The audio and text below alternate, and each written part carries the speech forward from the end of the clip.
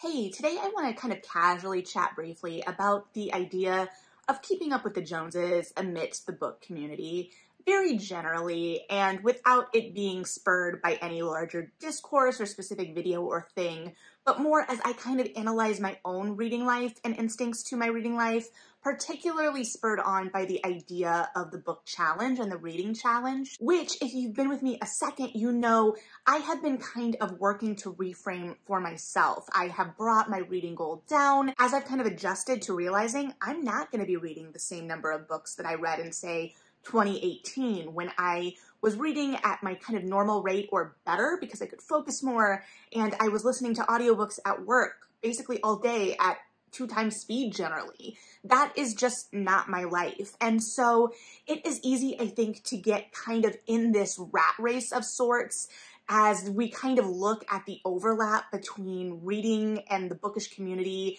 and lifestyle content, because we all kind of live within this. Well, not all. That is a gross generalization, but it can be kind of easy to fall into this romanticized aesthetic. At least for me, I know it can be. So I just want to talk about some of those things that I think can be easy pain points in terms of comparison. And like I said, this is going to be more casual. I'm not looking to draw any like giant conclusions from this, and I will definitely be interested to hear your thoughts as well, whether you are a content creator, which I still consider myself very new at, even as I have, I guess, been doing this for a second, or if you are just a viewer and consumer of bookish content online. And how all of this is online, I think, is definitely different than, say, how you would interact with someone you met at the library in your hometown. So, brief disclaimers before we really jump into the meat of it. One, my computer is doing something, so if it is loud, hopefully that will be edited out, but if you hear like a general buzz, it's breathing pretty hard. And 2, it is apparently sunset, which is very sad, and the fall. So if the lighting changes, that's what's up. But let's talk about the reading challenges, because I think a lot of discourse often spurs from these reading challenges and the idea of wrap-ups, or the idea of how many books someone is reading in a month or any period of time at all, because it is the easiest, or one of the easiest kind of comparison points. And I think a lot of us generally know whether we fall into a fast reader or a slow reader, and our identity as a reader has been built around that a lot. And I think for those who generally tend to read faster, I think that there can become this competitiveness in relation to how much you can read, because one, your identity as a reader has probably been established first outside of the larger reading community. And so you are used to being the person within a circle of whatever size that reads the most or reads a lot. And so when your identity is completely wrapped up in something in that way, it can become easy to fall into wanting to be the best. But I also don't think it's that simple, because also when you are a reader, you want to be reading all of these books. And I think that is where a lot of my stress as a reader comes from, especially as I have begun to read less comparatively, is that there are so many books I want to read. My TBR is long. We are lovers of books. And so the idea that we can get to a lot of books is exciting, because there are a lot of books we want to read. And so I think that, unfortunately, there probably kind of always will be some discourse to some degree around the idea of reading goals or how much someone reads in a given time, especially because some books just read quicker than others. And that can mean different things to you depending on what kind of reader you are, what you gravitate toward, whatever. And so there is often, or I have seen some level of pushback sometimes against this idea of how much you are reading, especially when someone is reading a lot. Then you have people that, one, sometimes question the intensity of the read or the level of focus on the read. I'm never here to do that. I have been pretty honest that my focus has been bad recently. I always try to engage with the text as actively as I can, but also you are reading for pleasure. So whatever that means for you, do that. And my memory isn't, what it was. And I think when you're reading a large number of books, period, at a certain point, you are not going to recall things to the same level of depth that you did when you were an early reader, regardless of how closely you read that material. I don't know. A lot of these topics are going to have a lot of offshoot conversations we could have that I'm going to try to steer away from, but that we can have at any time in theory. So a lot of this pushback, I think, is discourse and is conversation worth having, but I think some of it does stem from a place of feeling like someone is doing more than you and you have to contextualize that. And sometimes this can happen in, you know, calling out the genres someone is reading. Certain genres may read quicker for people. I definitely read romance quicker than other genres, and historically, romance readers typically will get through books a lot quicker, but that's not an across-the-board generalization, and it often is used to kind of poo-poo romance readers who are getting through a lot of content. And there are many, many romance readers that read tons and tons of romance. They read very quickly, quicker than me. So I would never sit here and say that their numbers are less valid because they are romance. I've also seen people try to open up the conversation to it being, because again, it can get easy to get caught up in this competitive spirit. And even if it is a competitive spirit against yourself, which is where I feel like I lay. And in this case, I've seen people raise the question of, well, why don't we kind of track it by how many pages something is? With the understanding, presumably, that some genres like science fiction and fantasy may be longer than other genres like romance or, you know, anything across that board. And I think that that is sticky too, because then we're falling under the idea that length is somehow better. And there are a lot of books that are long that don't need to be, technically, like that could have used some editing, but that's neither here nor there. That's part of the discussion.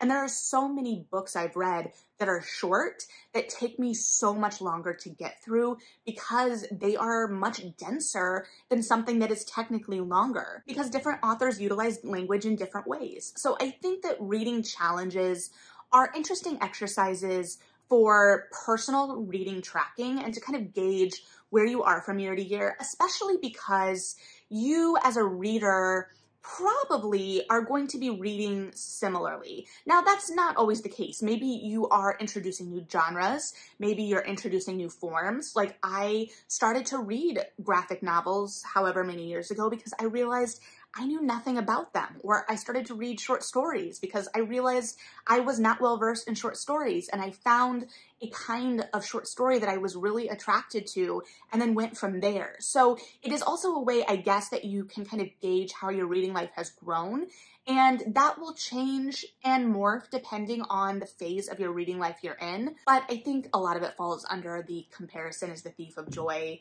cliche, I would argue now. And I'm also not saying it's simple, but I think it is so easy to get caught up in that number and then chase that number, whatever that number means to you, or react to the chase of that number, whatever that means, instead of really enjoying the reading life. And again, I understand the instinct because it is something I have been fighting against. Both my idea of what my reading life and what I am as a reader and who I am as a reader, and how that is contextualized by how much I'm reading, both because I'm used to reading a certain amount and because there are so many books I want to get to. But I always have respect for my peers and their reading lives because they're all going to be different, and we're here to talk and engage with books. In that vein too, in that discussion of books, I think another vein or piece of discourse that falls into that is the idea of only reading popular books and what is someone reading. Now, I am not going to touch on, I do believe that people should be reading diversely and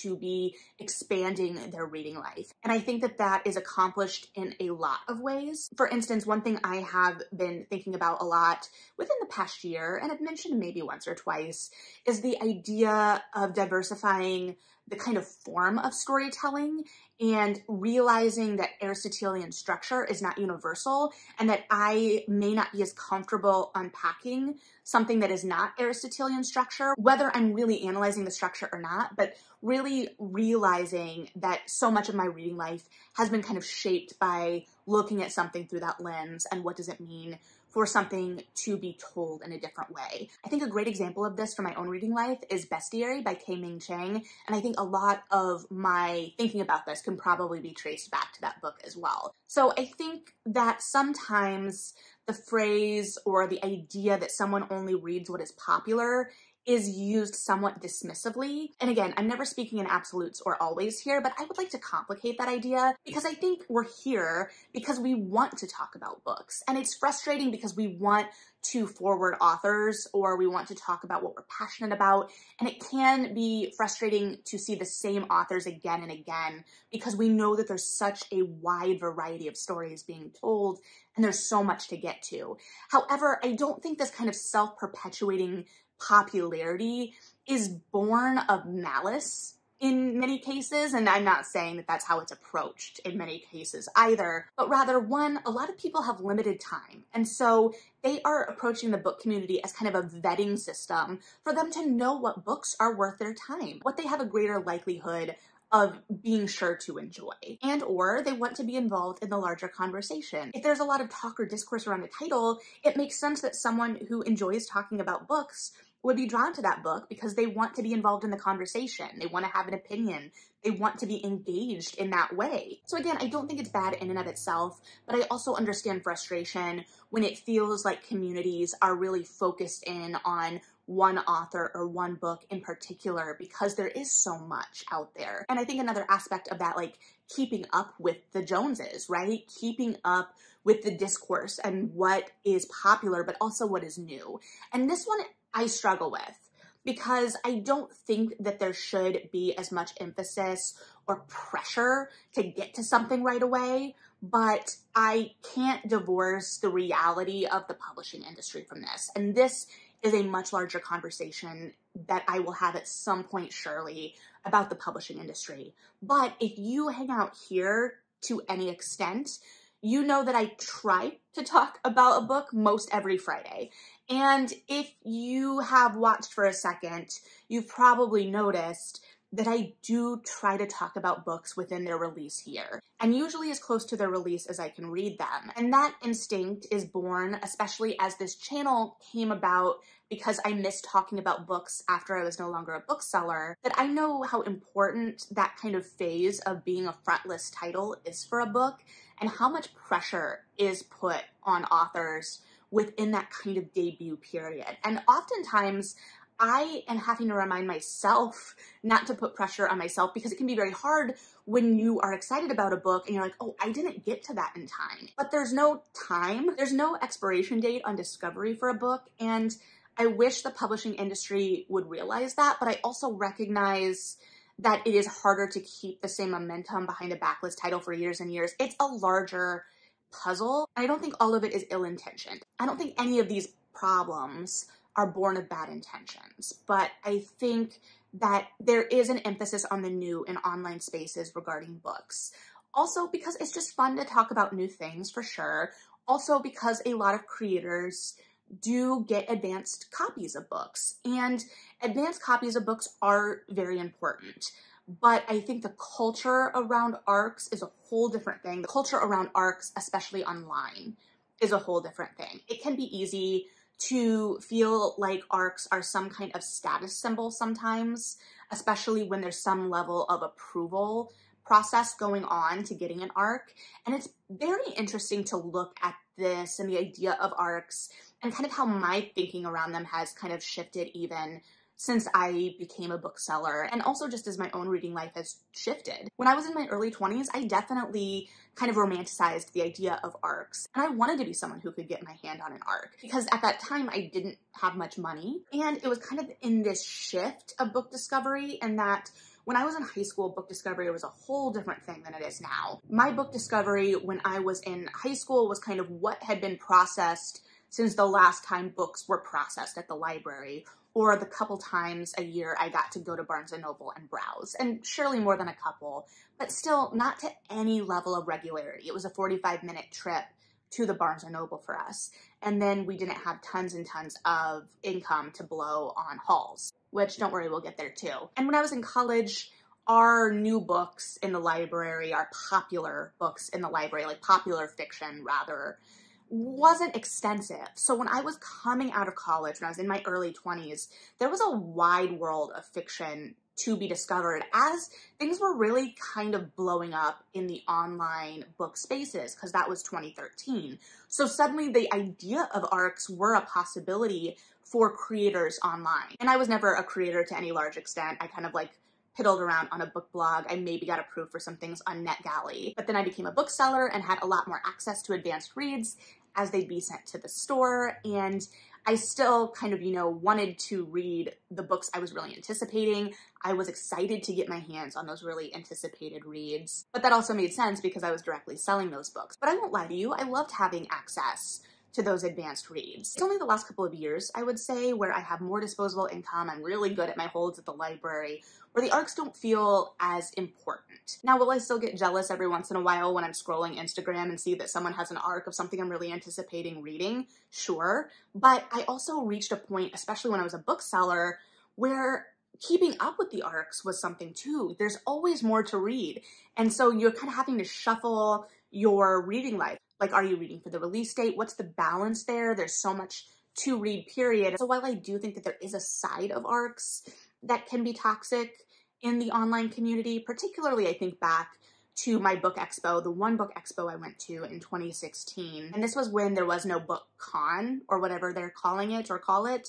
It was just book expo. So there were a lot of bloggers and content creators on the trade floor. I was there as a bookseller. I was very lucky to be there. It just happened to be in Chicago that year. And I did have to take my own time and pay my own way to go to this. But I just remember people almost fighting over ARCs sometimes. And I do understand that in those spaces, it can feel very pressured. And I think we've seen this recently too with the idea of reselling ARCs, which unfortunately is not a new problem, and who is willing to pay for ARCs, and the way that in some ways ARCs are treated as collector's items rather than a way to get early conversation going around a book, because ARCs are undeniably important. They begin conversations around books, and people who read and review ARCs are very important. I'm not saying ARCs are bad.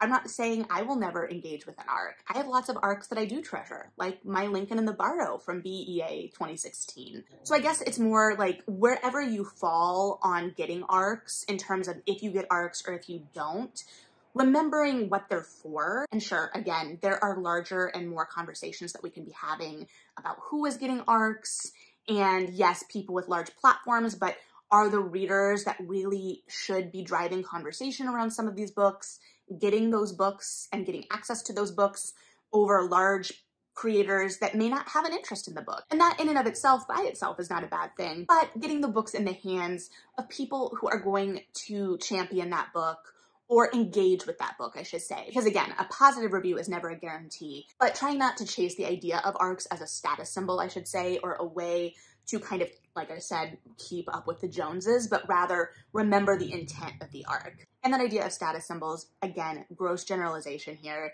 but the idea of book hauls and big libraries, because I've seen a lot of discourse and criticism around both being kind of tied to that idea of overconsumption. And I think that there are so many layers to both of these, but also what you can financially afford and what brings you joy is okay. And it's easy to criticize over the top new book hauls, but authors are getting paid if they're new. So it is a balance, but I also would never want to encourage someone to chase a level of consumption that they cannot financially afford.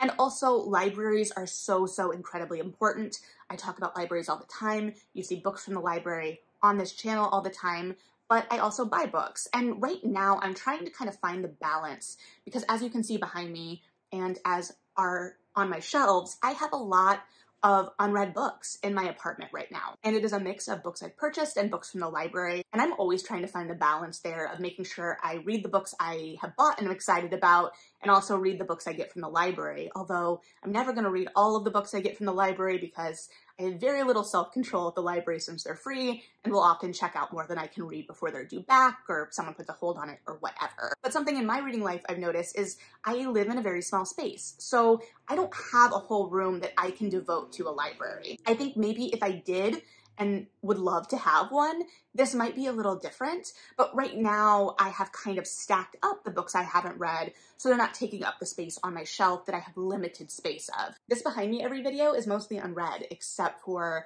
some of the classics. But for me right now, it's finding the balance of how much unread stresses me out, and I don't think I found it yet, but I think if having a big library brings you joy, that's okay. have a big library. Again, as long as it is all financially responsible for you in that moment, it's okay. And now this is where we can kind of get again into that overlap between lifestyle and reading, because there are some people that have gorgeous, aesthetically pleasing, beautiful libraries or shelves. I am not one of those people. Have I gotten jealous of people's gorgeous shelves and interior design before? Absolutely, because I'm human and I'm jealous that my brain doesn't work like that. I could never achieve that. But that doesn't make them wrong and me right, and that doesn't make me wrong and them right. There's a gradient to everything, and someone having aesthetically pleasing bookshelves does not make them less of a reader. And me having haphazard bookshelves right now does not make me more of a reader. And there will be fads and trends in bookshelves and displaying, as there will be in everything. So I don't know, I hope some of this made sense. And again, I'm not trying to attack any of this with a sense of judgment.